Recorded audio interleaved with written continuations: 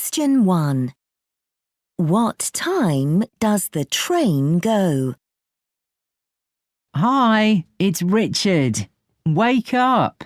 Are you ready for the beach? There's a train every half an hour. Our train goes at 11:30 and it arrives at 12. Is that okay? Question 2. What can they have at the beach? Then we can go to the beach and have a nice lunch.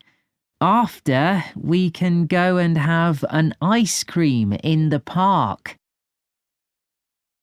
Question 3. What can they buy later? Oh, can you bring sandwiches, please?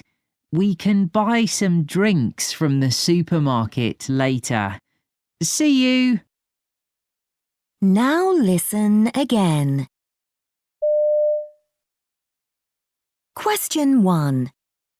What time does the train go? Hi, it's Richard. Wake up. Are you ready for the beach? There's a train every half an hour. Our train goes at 11:30 and it arrives at 12. Is that okay? Question 2. What can they have at the beach? Then we can go to the beach and have a nice lunch. After, we can go and have an ice cream in the park.